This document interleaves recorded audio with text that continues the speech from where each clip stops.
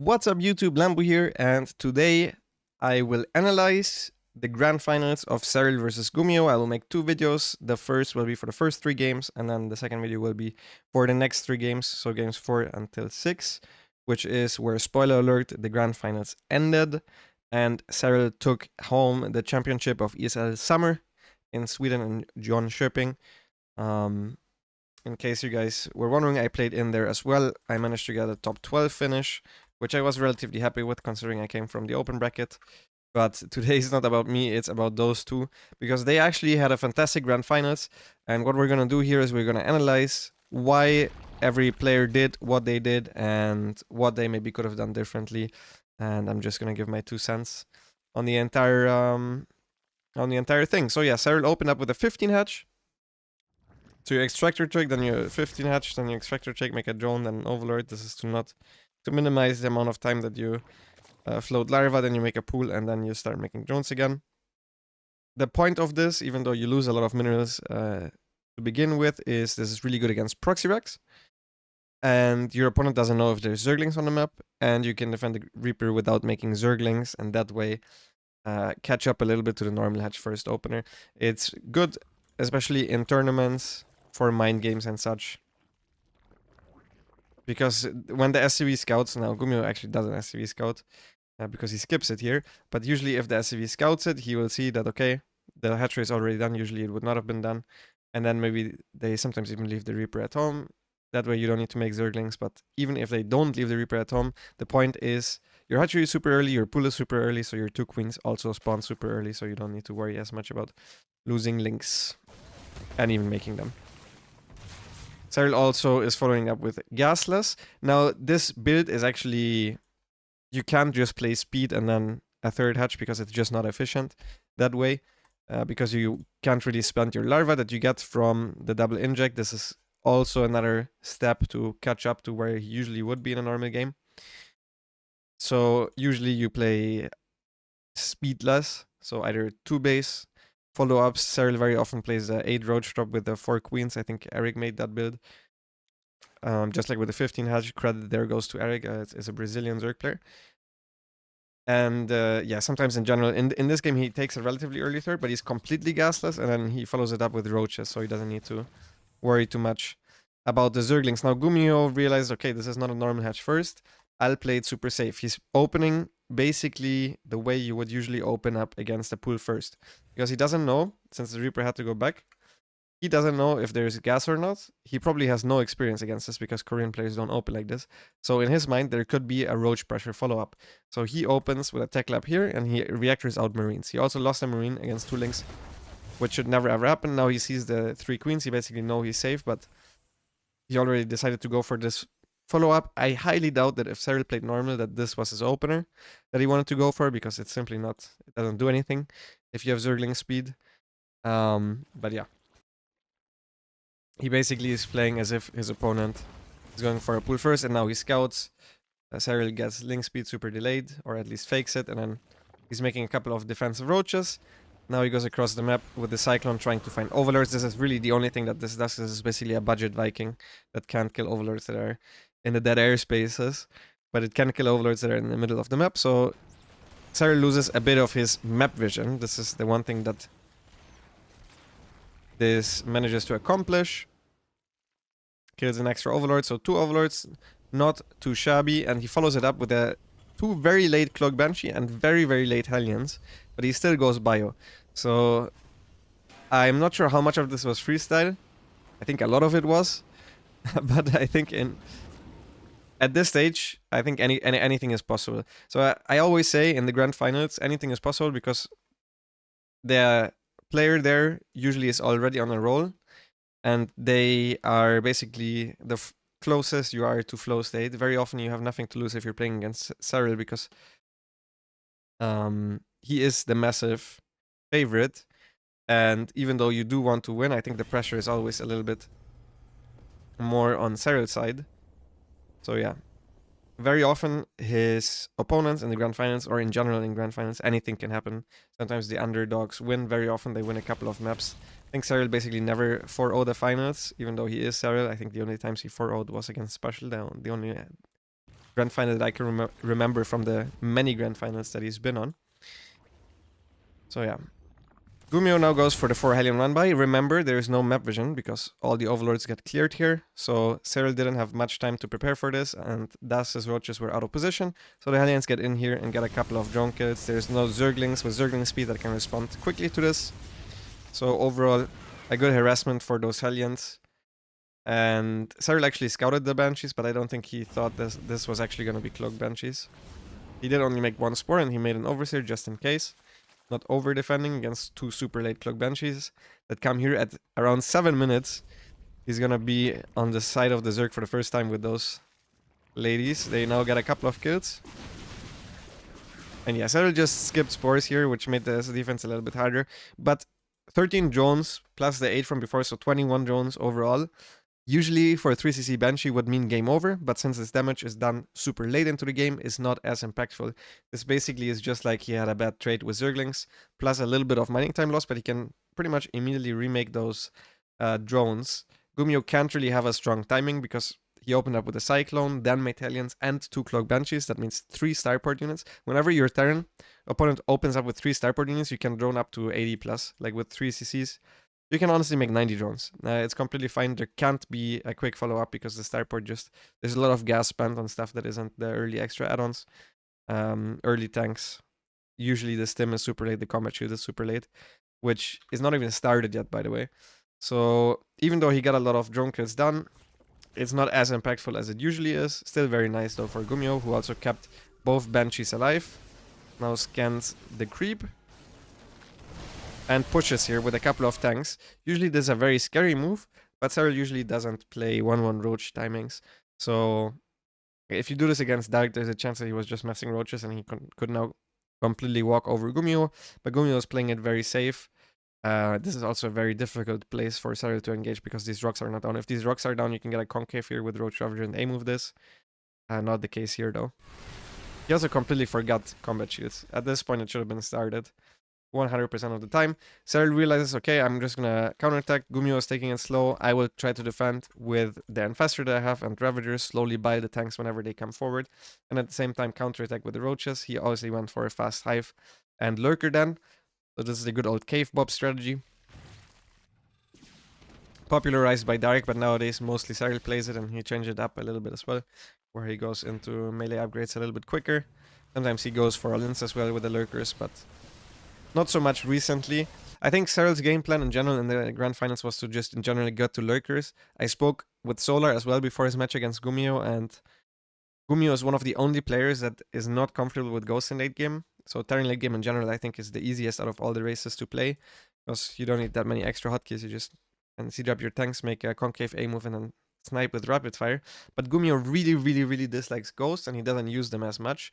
So just getting to Lurkers in general is a win condition against Gumiho, because you can just get many Lurkers out, and if the man doesn't make Ghost, which is the perfect counter to Lurkers, then you should be good to go with Lurkers and Vipers. Usually Lurkers and Vipers get completely destroyed by tanks and Ghost, but if it's only tanks, then the Vipers can counter them together with the Lurkers, while the Lurkers zone for the other bio units. So the general game plan, I think, of Serral was just to survive to a later stage of the game, get out Lurkers, and then go from there.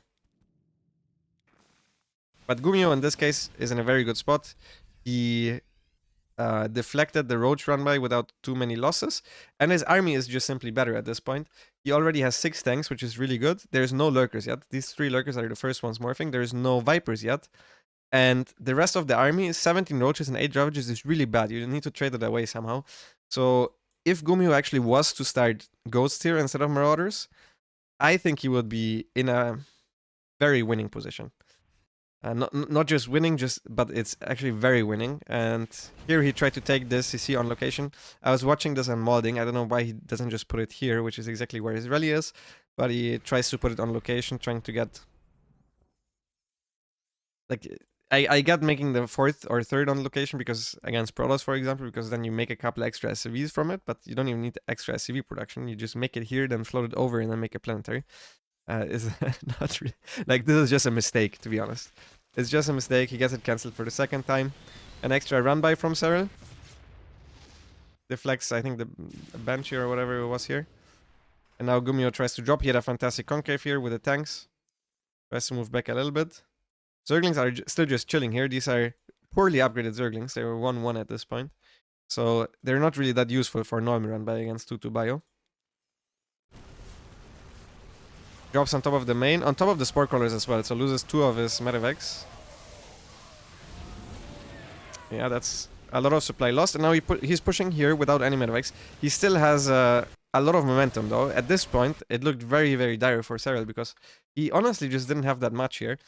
And Gumiho was getting 3-3, he was very Marauder heavy. Now Gumiho's big mistake is he just didn't make Medivacs.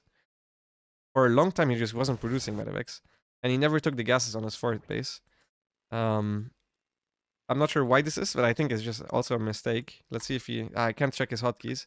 Some Terrans always have all of their production hotkeyed on one hotkey, and sometimes they just forget to make Medivacs because you need to tap twice to do it. But he should have prioritized making Medivacs. If he's maxed out on bio, and these are his only Medivacs, then, you know, I feel like that should have a priority. He's now getting the Ghost Academy, which is the checkmate move from him. Serral still at this point struggling to defend on forward bases. If you look at this from Serral's point of view, the man has no creep.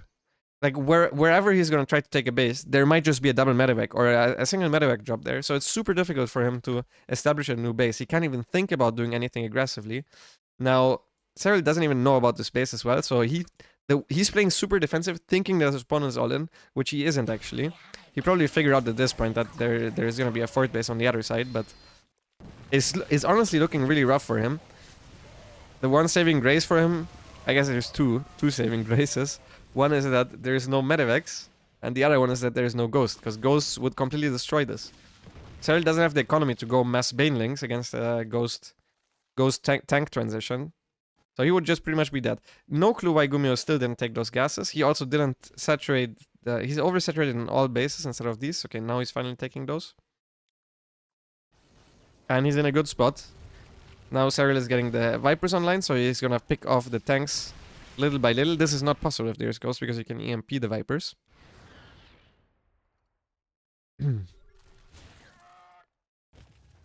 Drop being cleared up here. Still not making Medivacs. He has 4 now. I still feel like he should prioritize Medivac production. Medivac and Ghost production should be the priority at this point. His army is still looking quite strong though. Not 3 is not quite ready yet. He's trying to stim on top of Serral's army. And I honestly think he didn't quite realize how many lurkers there were.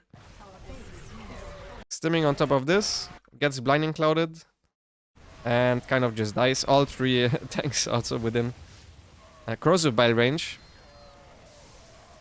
At this point the resource loss is relatively even, which usually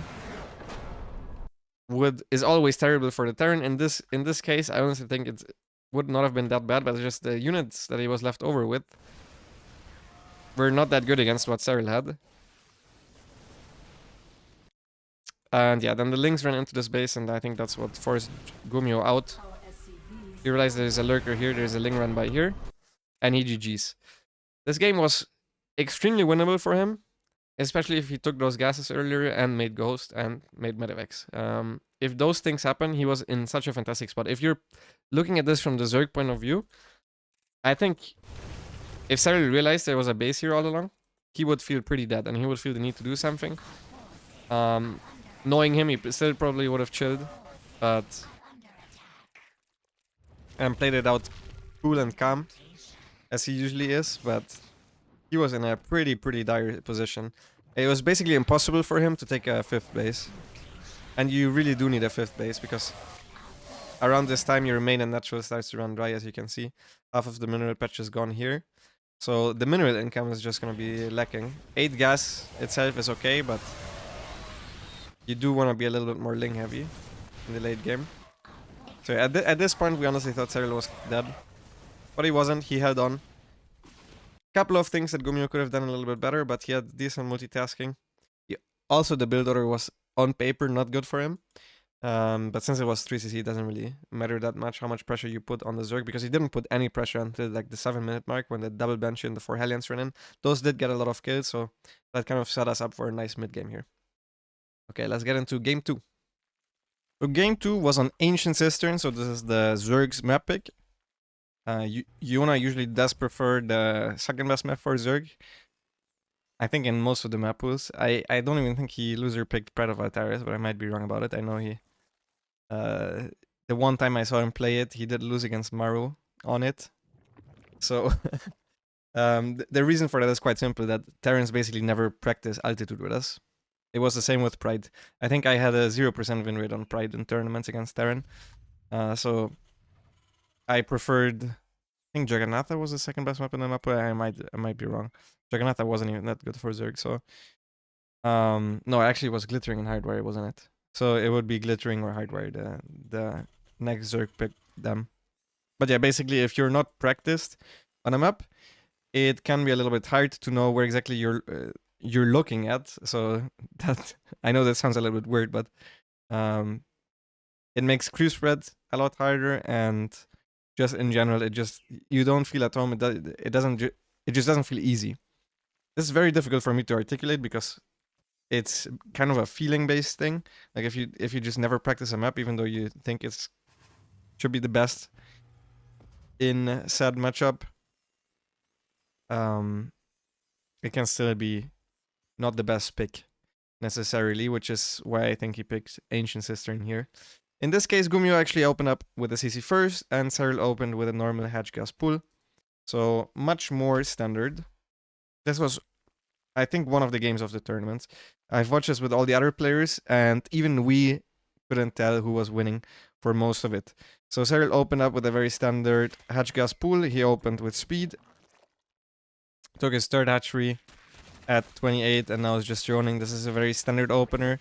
Usually, in case you're wondering why we're seeing this more and less of the Clash opener, it's because if you play the Clash opener and then you scout for Proxy Rex and then you're getting multi-Rex Sweepered, you're kind of dead because you don't have link speed. So if you do want to scout for Proxy Rex, getting speed is quite common. Gumiho went for a CC first Reaper, so that's a relatively greedy build without scouting. So he's just taking his chances, but Serral not surprising him on Ancient with something special. Gumiho actually with a very odd build here, and I want to explain this because I was watching this with Kalazar, and he told me he didn't understand why he was making a medevac instead of a reactor, because he's trying to hit a stim drop, right? And a reactor is more efficient to go for a reactor than a double medevac, because a medevac takes about as long as the reactor itself, and then you already have it, so theoretically it's better to make the reactor first and then a double medevac. But this actually looks like it is a single medevac drop where the reactor was on the barracks for a while, and then he swapped it over to make Hellions. So as a Zerg, first of all, it's very difficult to scout against these builds because there's a lot of Marines. But once you see the single medevac, you think, okay, there's probably a Liberator plus Hellion follow-up. Very many times the Terrans drop, and then they run by the Hellions, and then there's a Liberator in natural, or it's a Banshee follow-up, sometimes even with Hellbats. So you usually get spores if you scout what Serral is about to see, which is the single medevac leaving, even though this doesn't really do damage. Once again, this is kind of like a budget Viking. Doesn't really do much else.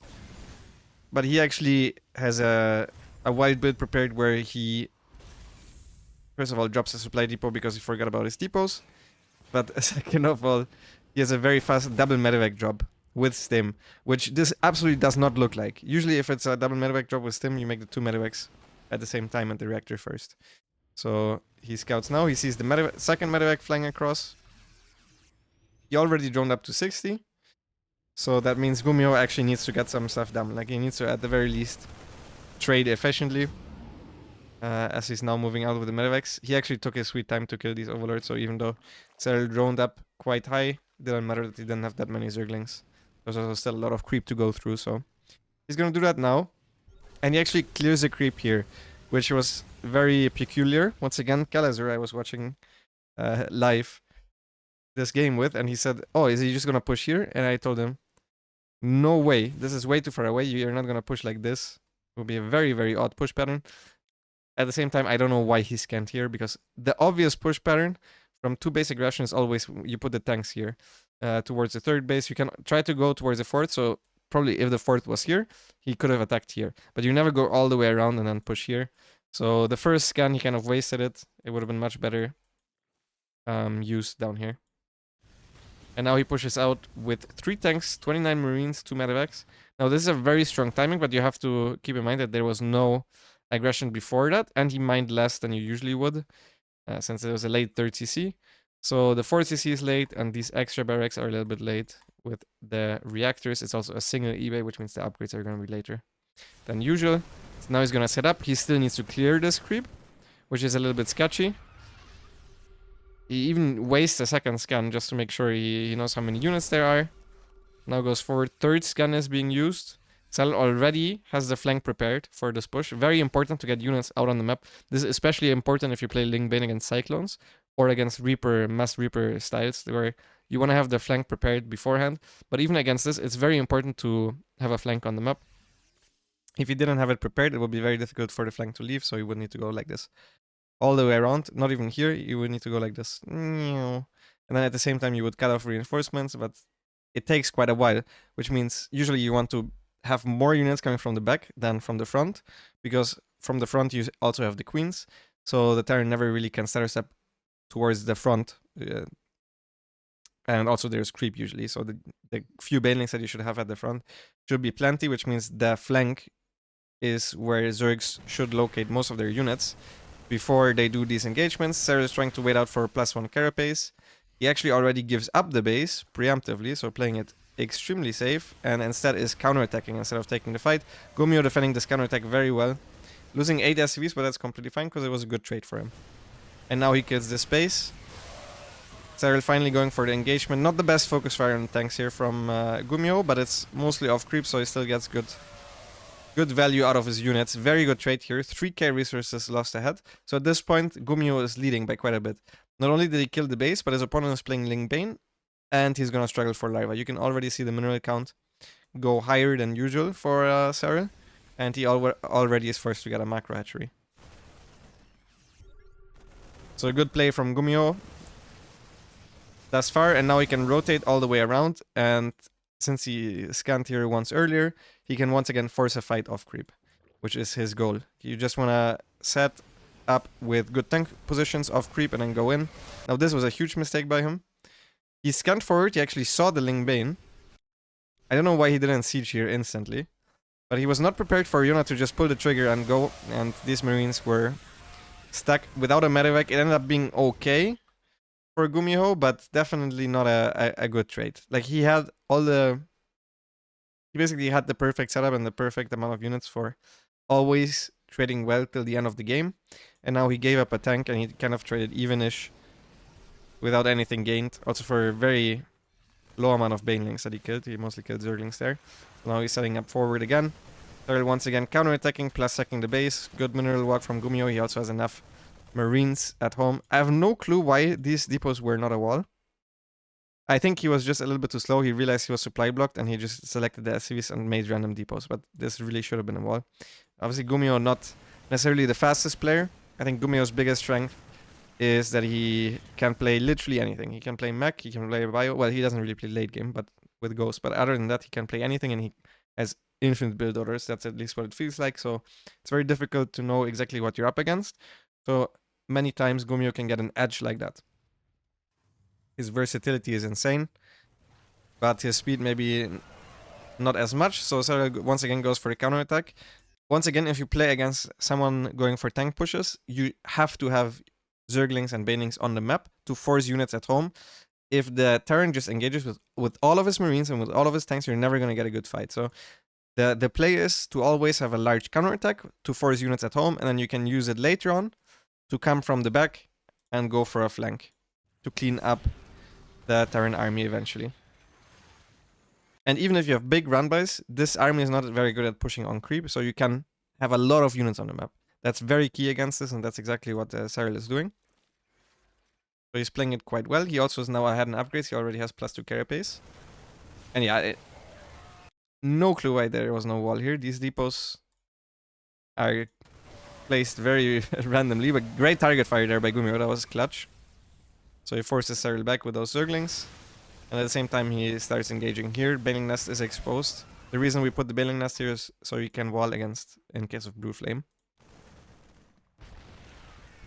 But we do sometimes lose it in base trades most of the time when it actually matters. But even in this scenario, it did matter because there was no secondary Baneling Nest. Gumiho now dropping. and running into the natural, which means he's leaving the tanks exposed, but even just 3 tanks and 2 liberators together, it's very difficult to clean up without creep there, because the queens can't really support the Ling Bane. There's a good siege position. I completely missed him losing a ton of workers. Once again, the run by. And this is what you have to do. This time it actually hit hard, and he lost most of his SCVs. I think in Gumiho's position, by the way, before this point, you're not. It's not necessary anymore to move out too hard. You can always keep a bunch of stuff at home. At least 1 tank on the high ground. 1 tank on the high ground actually defends so much, you will be very surprised. He has 1 tank here. I would rather see this tank over here. But this basically cannot be broken from what the Zerg has at this point. Efficiently, it can be broken if you go there with everything, but it cannot be broken efficiently. So yeah, now he drops with those. Those units probably would have been better at home. And yeah, if this tank is here, he could also fire at these banelings. Obviously, there's a lot of stuff happening at the same time. He also lost a lot of marines here, and he basically lost all of his SCVs here. But yeah, Gumiho just kind of falling apart. He is a fast player, but not the fastest, that's for sure. Still managed, I think, overall to keep up with Serral for the longest time. He also has full orbitals, so he's mostly using them for scans, and he doesn't really mule, which means there's a lot of minerals still left. I think at this point I would have preferred him muling a little bit, because you really shouldn't be floating 200 energy, because that means the orbital isn't gaining any energy. But yeah, that's what I mean. These Zerglings here against the tanks that are bunched up are usually never a pretty sight for the Zerg. Gumiho messed up a little bit here, lost a couple more marines than necessary. These are just 2 empty medevacs. And now I think it looked like he was pretty dead. It looked like he was really, really dead. Once again, a counterattack getting a couple of SCVs. All of this stuff adds up. He actually has 3-3 on the way here. Once again, Kalazur said he should have really cancelled the 3-3. We're going to come back to this, because basically every single call Kalazur made while we were watching together was terrible. So Gumiho keeps pushing.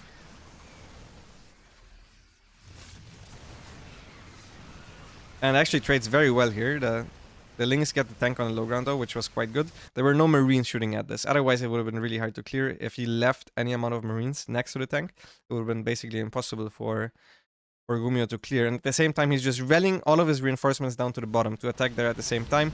Is forced to pick up, but gets this base. This is one of the 2 fresh mining bases. Loses more marines. And at this point, we all thought Gumiho was just kind of dead. He's pushing here with the marines. Should probably rotate some of the medevacs around, because there's no medevacs here. So the queens clean this up. This medevac is deflected. This is the only prong that he has left.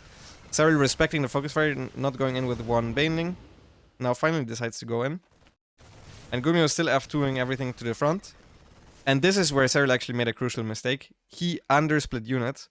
So usually whenever the medevacs lift up their units, you want to leave less units wherever they start from, because they will unload their units 1 by 1. But this actually has so many medevacs and still 2 full medevacs, which means it's at least 60 marines. And these Zerglings are slightly out of position, which means he unloads all of this here. And now Serral starts to panic. He's splitting off units here. He wasn't really paying attention, Gumiho, but he managed to take care of the 1 baneling that was there, or the two of the banelings, with an accidental split. And now he's dropping here, and he's dropping here. Dropping back up here, and there's just no anti-air anymore, because Serral just lost all of his queens at the front. So it's very difficult for him to deal with this. The only support that he has is here, and 1 here. The drones are not mining anymore. At this point, Gumiho is the one that Serral can't keep up with. And he's actually kind of straight about playing him here. At this point, I still thought Gumiho was completely dead. Another counterattack is coming in. Army supply is even, which usually shouldn't be enough for the Terran to win the game. But he gets this spawning pool snipe. And at this point, Serral can't make units anymore. And even though Gumiho has at half the supply, his army supply is looking strong. And there's only 8 banelings on the map, and really not that many Zerglings. If Serral turns any of the Zerglings that he already has on the map into banelings, he has no Zerglings anymore left to contest with the marines. So yeah, Gumiho just goes up and down and up and down. No medevacs with this, and Serral kind of dies. Now I want to go back here and see if the game was really over, because we had a discussion about this as well. The pool was just started. Yeah, the game was over. I mean, he had 22 larvae. That's 44 Zerglings. But in all honesty, I think he would have lost the game until then. Picks off some banelings here. And he lost this fight. Yeah, at this point you just can't split anymore. This is all he has. So he would have lost all of his hatcheries until then. Even here he's struggling to kill the 1/3/3 Marine.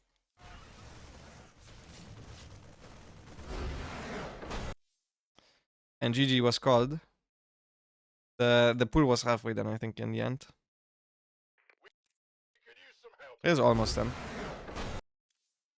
25 larvae, 40 drones against 2 SCVs. I think there still are mules. I think it's a fair GG timing, but maybe in the grand finals you can wait for your pool to finish and see what happens. Either way, it was a good one. Let's go into game 3. Game 3 took place on Dragon Scales, and that one was actually quite interesting because Gumiho once again mixed it up entirely, going for a Proxy Rex Reaper opener. Serral going for the normal 16 hatch. And then the gas, and then the pool, which is completely normal, scouting for the Proxy Marines. Now, if you put Proxy Marines here, obviously they would be so late that it would be trivial to hold, really. But in this case, he's going for the Proxy Reapers. You don't really need a scout on this. Yeah, you just need to cancel... You just need to make some buildings and cancel some, and you can also lose workers against this. So let's slow it down a little bit and take a look at it. So he's forced to make 1 spore. There's no bunker building, so he doesn't even need a spine. 2 spores, and he started speed. He managed to mine the 100 gas for speed right away. So this is basically the perfect start that you can have against an unscouted Proxy Rex Reaper. Killed 3 links so far. Gets the inject instantly. Gets a tumor in between the base. Makes 2 overlords, and he has the spine still. I think those drones probably should have been transferred to the main base. Spine goes to the ramp. This is the very standard response by Serral. Okay, he lost 2 workers in the end. And now he can finally make drones. Now he scouts that it's double gas follow-up with a reactor on the factory and a starport. There's no anti-air for the Terran. Which means, I mean, I actually... I can't even remember what I was thinking when I was looking at it, but when I'm looking at it right now, it really doesn't look that bad for Serral. He's a decent drone count, he has a good Zergling count, enough Zerglings so the Reapers can't be on the map anymore. And Gumiho now scouts with one of the barracks, so you're sure it can't be a proper bio-push follow-up, which is really nice to know as well. And Gumiho goes into Battlecruisers. Alright, this was the issue.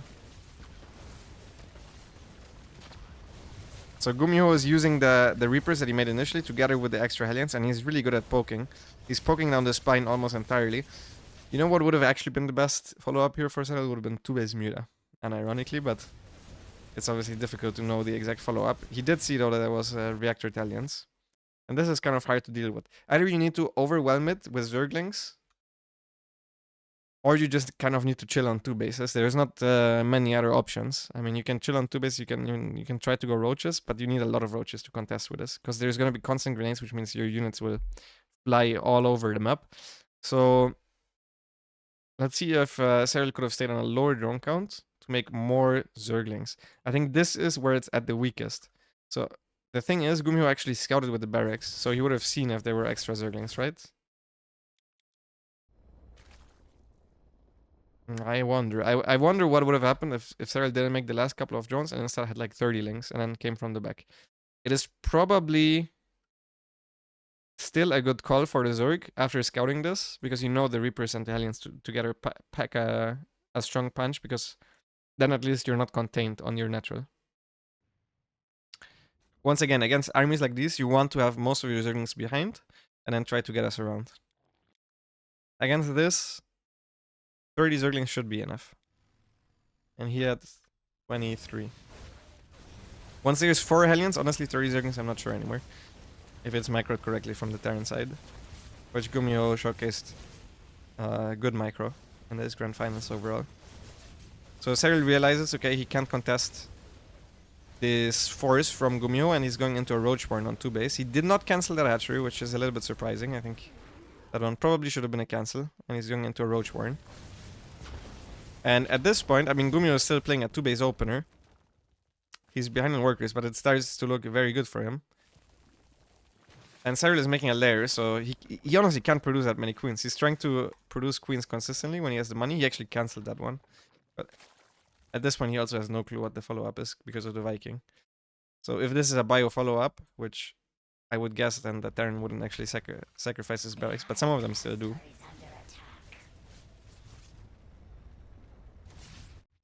It would look a little bit different, but yeah. The BC teleports in, the queens are at the front to deal with this, the Zerglings go for a counterattack. The Spore dies before the queens even get there, and it's just panic in Camp Serral, and now he realizes, okay, the Zerglings are on the other side of the map, goes in, kills a couple of roaches, now kills more drones. And at this point, Serral is pretty dead. He has a lair, but he doesn't have a spire. He also doesn't have the money for a spire. In all honesty, he lost 15 workers. The BC is still relatively healthy as well. It's not like he's on 1 HP. And there's going to be 2 more BCs showing up soon.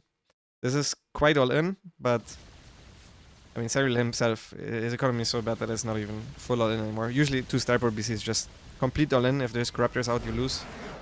In this case, there was never going to be Corruptors. So let's just rewind a little bit and check exactly what Serral could have done differently. So he sees it now for the first time. I think his initial response was basically perfect. He pulled away the drone that was being hit. And he mined exactly 100 gas. Micros back that Zergling. Usually I would attack the Reaper, but this is not the closest Proxy Rex Reaper ever. He gets a spine. I think you can start a spine right away, the moment you see a Reaper. The first building that you make to save a drone, I think, should be a spine. Makes it a little bit easier. Cancels that one last second. Inject plus tumor.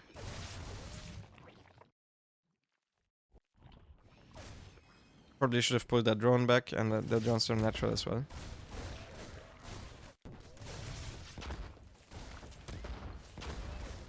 That Reaper was very cheeky. That's a tilting Reaper right there. If you see that random Reaper running in, you're like, what the hell is he doing?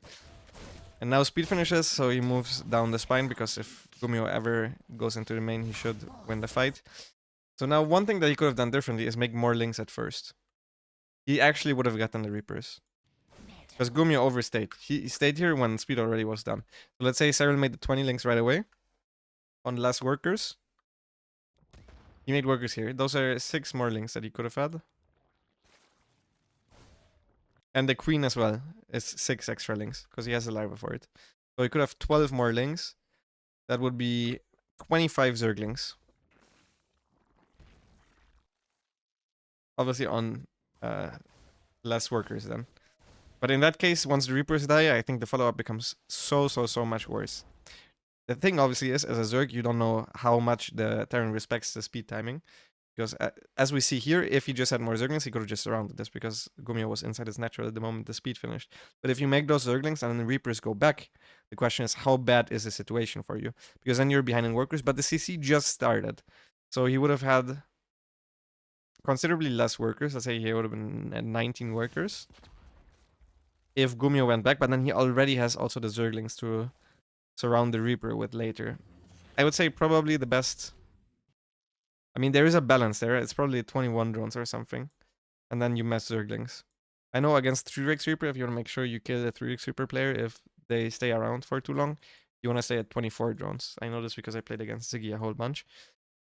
Against this, I guess it's 21.